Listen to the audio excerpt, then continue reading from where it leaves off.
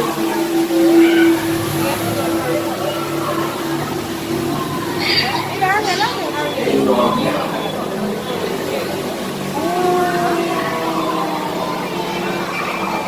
my God! Wow!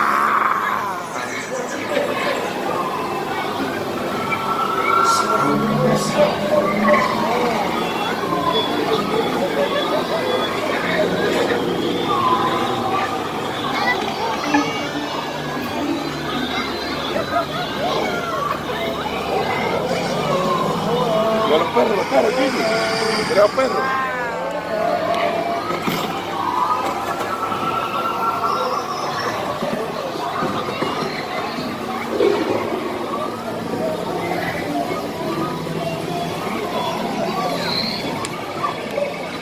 Mira, arriba en la mata.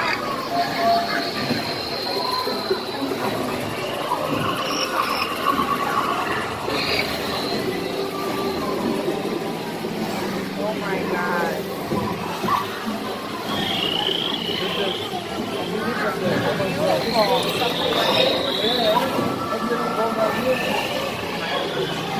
Mira, en la mata.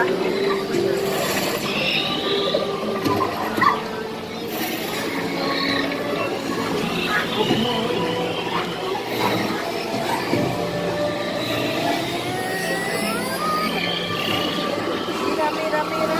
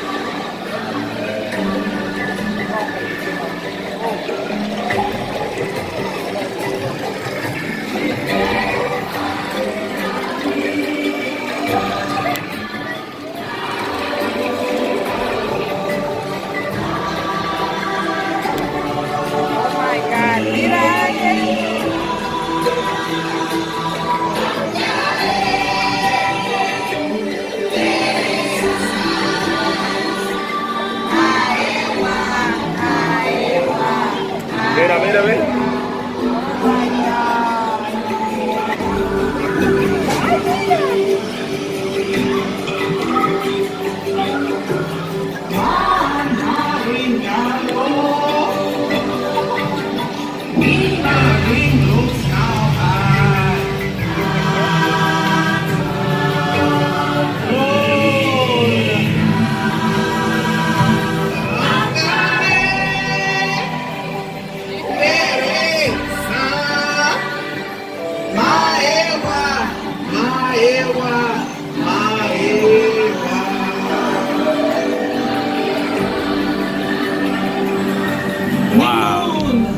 Mi moon!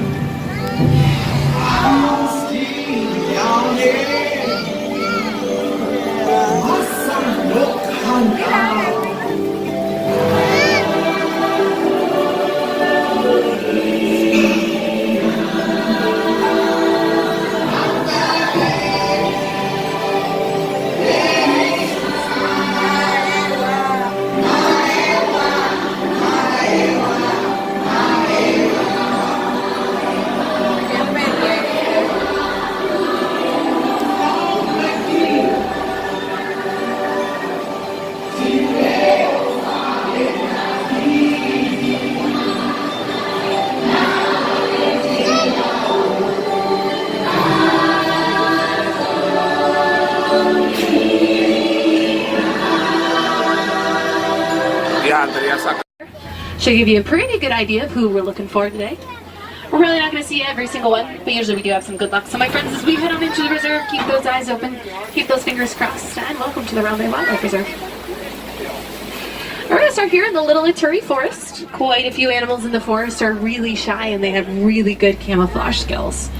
That just means they can blend in anywhere, make it a little more difficult for predators to see them, and that makes it a little more difficult for us to see them too. So along the way, if you see an animal I've missed, you're welcome to shout it out. If you have any questions, feel free to shout those out too. And my friends, you can take pictures today. Just make sure cameras are out and ready. Can't stop for every single animal.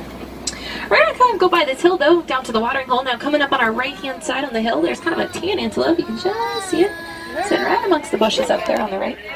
And that animal is called a greater kudu that can stand 55 inches at the shoulder. They can weigh up to 750 pounds. A couple more up there too amongst the trees.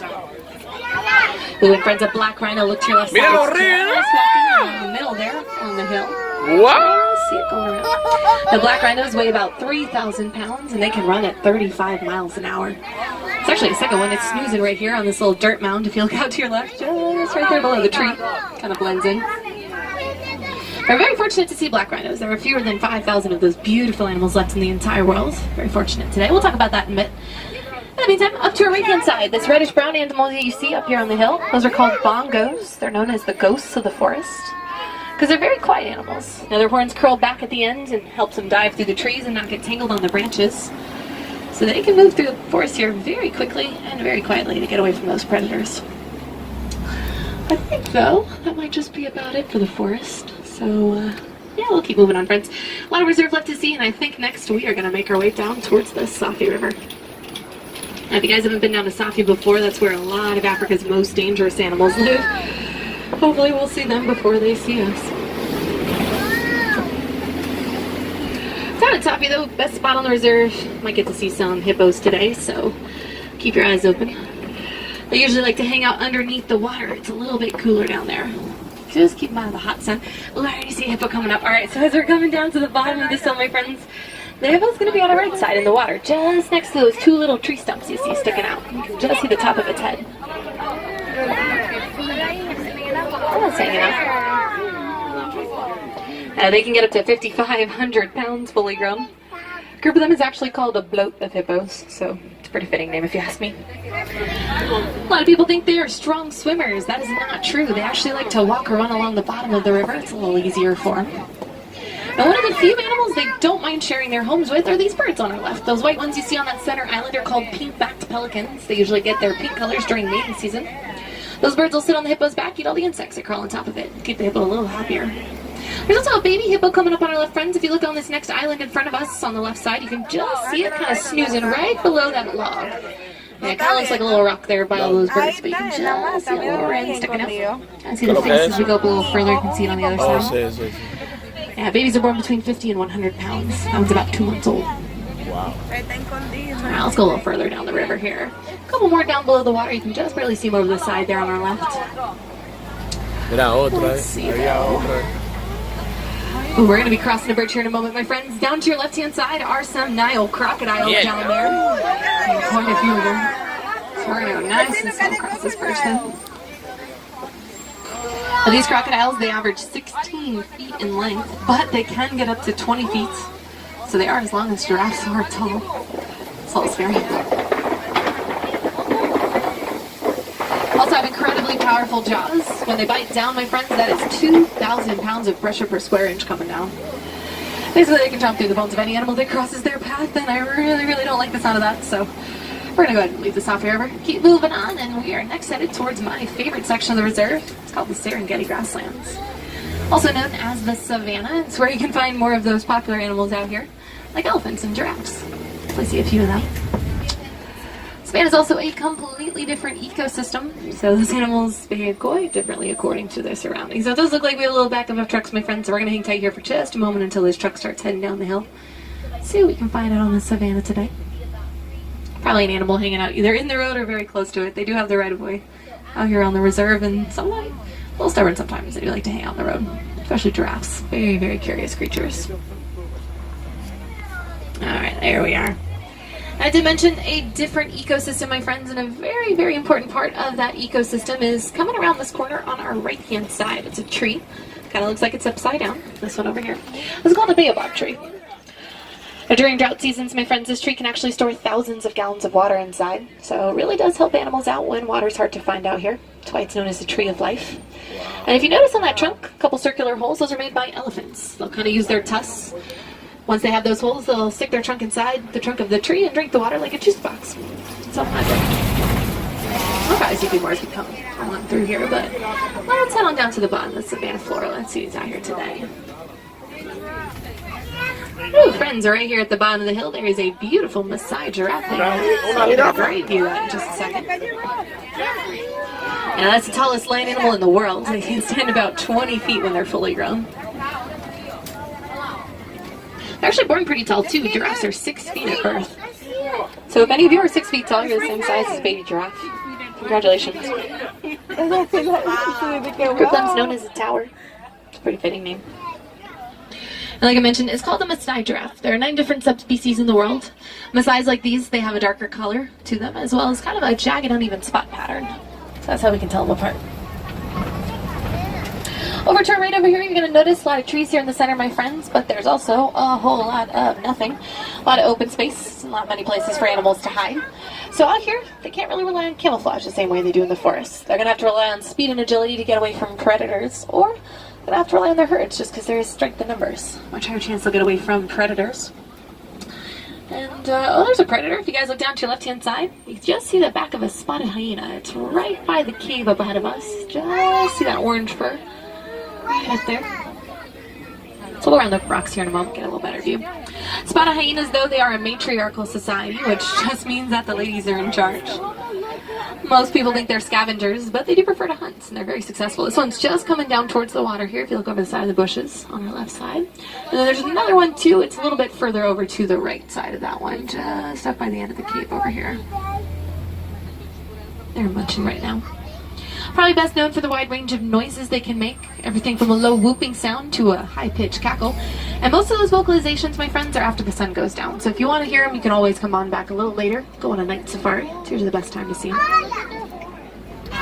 Let's see. Straight out to our left, now we're coming up on a few different antelope species. The brown one that's straight out across from us below the trees there at the back of the hill. Those are called sables, the official emblem of the reserve, kind of like a mascot. Lighter tan one coming up ahead of us. Now the one that's straight out to our left as we're coming up here, that's a female. She's about 1,200 pounds. And then the male is sitting up here on our left side right below these trees. He is the largest antelope in Africa. He's about 2,000 pounds. Stands 6 feet at the shoulder, my friends, and he has a lot of power in his legs. Can jump about 8 feet up in the air from a standing position. You can see the rest of the family. There's another mama up here on the hill as well as 2 babies as we come around the corner by this termite mound. You can just see them on either side of the tree there. Those babies are just a few months old, so give you a good idea of just how big they can get. Now the termite mound we just passed, though, hard as concrete in the sun, so larger animals like elephants and giraffes will use that as a scratching post. Help me get that itch out. And then to our left, coming up here, my friends, the only domesticated animal on the reserve. Now this is called an Ankole cattle, this very large brown one you see with the long horns. It's the only one that's not wild out here. Those horns, they can get about 5 feet long. They're mostly hollow inside, so they can actually circulate blood through those horns to help them cool off on hot days. Kind of act like a personal air conditioning on their heads. Now there's another giraffe coming up here though, my friends, just walking right through the tall grass this way, right up on this hill.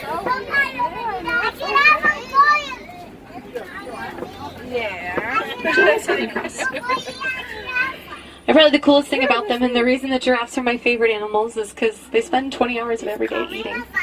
It's a pretty great life. I kind of wish I was a giraffe. I think they get full quickly, but those stomachs have 4 compartments, so they do have to continue eating in order to stay full throughout the day, keep them going. That's just because they don't sleep all that much, only about 30 minutes of every day. And this is actually a baby giraffe coming up here on our right, this little one just walking out across. Yes, a baby, my friends. Again, they are born at 6 feet tall, so it's a little deceiving. A couple more Ankole cattle coming up, and then there's actually another baby just walking out across, so we'll come right up alongside this one. And an adult as well, just walking around. Baby giraffe for this job. Hello, friend. Alright, a couple shaggy gray animals on the hill to our right. Those are white-bearded wildebeest. And then one last giraffe on our left-hand side over here as well. And this one is pretty close to the road, so just a reminder, friends, hands, arms, feet, legs inside the truck for me, please. Jump, friend. Alright. I think that's about it for giraffes, though, so let's keep moving on. There's one more. That one's feeling a little antisocial, I guess. Doesn't want to hang with the rest of the group. Alright, but my friends, we are leaving giraffes behind. We're going to go a little further back on the West Savannah here in just a moment. Get a little better view of those shaggy gray animals I was talking about, the wildebeest. They're up the hill to our right over here at the very top. Largest land migration on Earth. We'll number about 1.5 million of them every year. Cross anywhere from 500 to 1,000 miles during drought seasons because they're looking for new grazing areas and new water sources. But we're going to look for another herd. Now, next we are headed towards elephant country. Let's see if we can find some elephants today. It's the largest section of the reserve just because, you know, elephants are the largest land animals in the world. About 14,000 pounds when they're fully grown. Let's see. Oh, before we get to elephants, though, there actually are some monkeys on our left side. If you look up on the rocks, you can kind of see one in the back there along the wall, just below those little bushes. It's kind of facing away from us. It's a little brown monkey called a mandrill. It's the largest monkey in all of Africa, actually. So the males can weigh up to about 100 pounds. There's a little baby one hanging out in the trees up there. You can just see those legs kind of draped down. Just hanging out. Yeah, it's inspiration for Rafiki from The Lion King, if you guys are a fan of that movie. A couple elephants to our right-hand side. If you look just out across from us, they're kind of in between. That's not the best view, so we're going to go up a little further. See if we can get a better view of them here in just a second. Wow.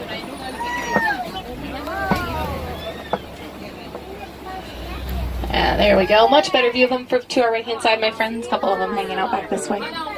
There's one taking a little nap there on that little dirt mound. It's pretty comfortable. Now, if you do look on their backs, though, you might notice some dirt on there. That's what they throw up there to act like a sunscreen. Actually use their trunks to throw it up there. Very sensitive skin. Keeps them from getting burnt as well as getting bitten by any insects out here. But let's see if we can find a couple more. Now, that road back there was closed for those elephants, my friends. So we're just going to take this little detour route to elephant country. See the rest of it. Hopefully see a few more of them. Just across this bridge real quick. It's kind of an old bridge, though, so I'm going to go nice and slow across. Actually, it looks a lot better than the last time I was through here, so it looks like Reserve Warden was out here. Kind of trying to get it to rest a little bit longer.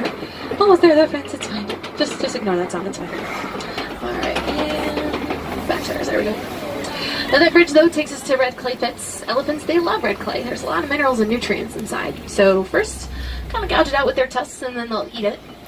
What we really want to see in here are tusk marks in the clay, and there they are. If you guys look to your right side up ahead of us, there's all those tusk marks. Now that's a great sign right there. Those elephants went through here recently, and a couple footprints to our left as well down here in the dirt. That's even better. Oh, and I think I might see a couple, but they're way ahead, back up ahead of us, so let's go that way. I do want to mention that the elephant herds are led by the matriarch, most dominant female of the group. And she's earned being in charge, my friends, because those female elephants have a pregnancy that lasts about 2 years. Yeah, it's actually 22 months to be exact. Baby elephants are also 300 pounds when they're born, so Mama's taking one for the team, guys. That matriarch has a very important job, though. She tells them where to go, what to do, and most importantly, she protects them. No natural predators for elephants in the wild. Biggest threats to them are actually humans. A little better view of these wildebeest on our right side, friends, as we're coming up this way. A little closer to them. Just for a moment. Yeah, they don't have any natural predators in the wild, though, elephants. Unfortunately, humans, they will poach them for their beautiful tusks, which are made of ivory, because that ivory sells for a lot of money on the black market. So much money, in fact, the average is about 96 of them that are killed every single day. So let's come down to the watering hole. See, they're kind of hiding behind the trees back here. That's where we saw them a moment ago. So we're going to kind of go around the other side of this island and see if we can get a better view of them. Now on this island coming up though, friends, are some greater flamingos, the largest and the lightest shade pink of all flamingo species. They start out gray when they hatch. The pink color is actually something they get from brine shrimp and other crustaceans they eat. They're full of a nutrient called beta-carotene. Probably my favorite thing though is that a group of them is known as a flamboyance of flamingos. I think that's kind of cool. So we'll come around this little flamboyance. So you can kind of see those elephants I was talking about. If you look up ahead of us on the left side, just hiding right behind the trees back there. Just for a second before we get out of the country. Let's pass the rocks. Yeah, but go and wave goodbye to that flamboyance, my friends. Wave goodbye to those elephants, because we are leaving elephant country and we are moving on to the East Savannah.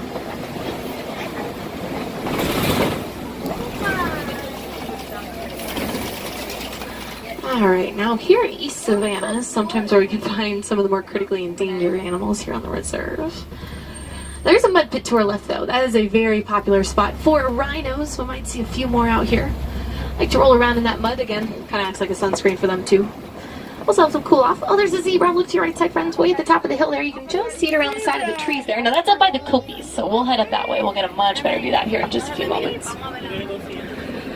Let's see though. Let's come up into these hills because we're going to enter big cat territory. Now, sometimes in these hills is where we can spot cheetahs. Very good at camouflage. Oh, but I see one. All right.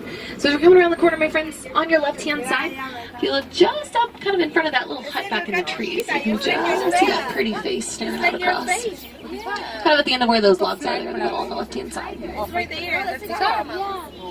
That's the fastest land mammal in the world. Cheetahs can run anywhere from 60 to 70 miles an hour.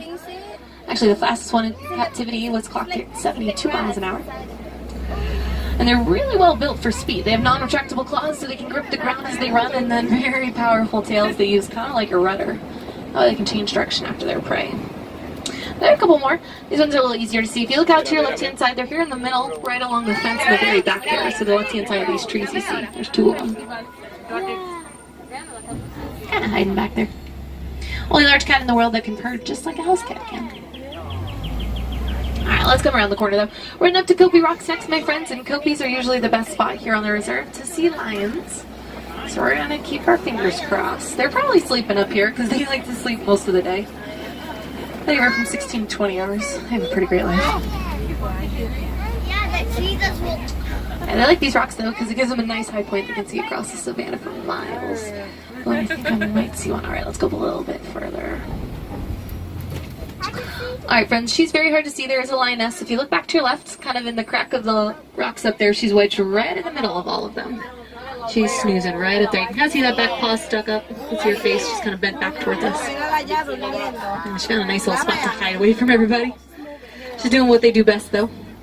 Usually at nights when they start coming out to hunt, the females will do the hunting.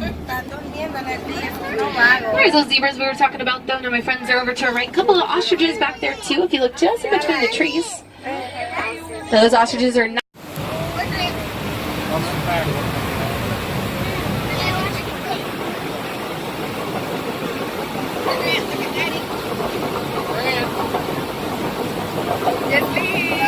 JT.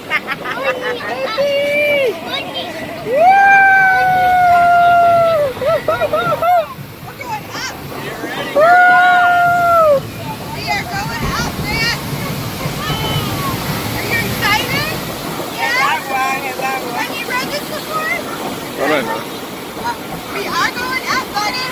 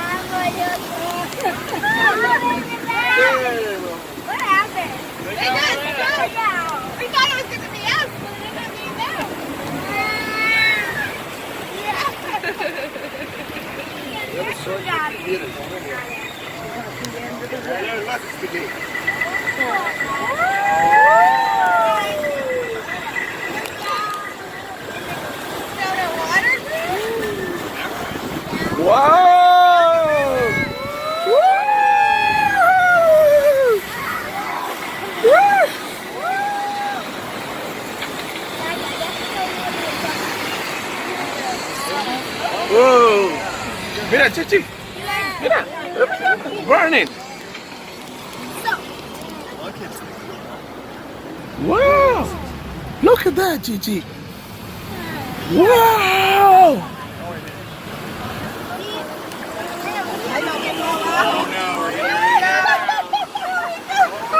Agarra, Guru, agarra, Kiki.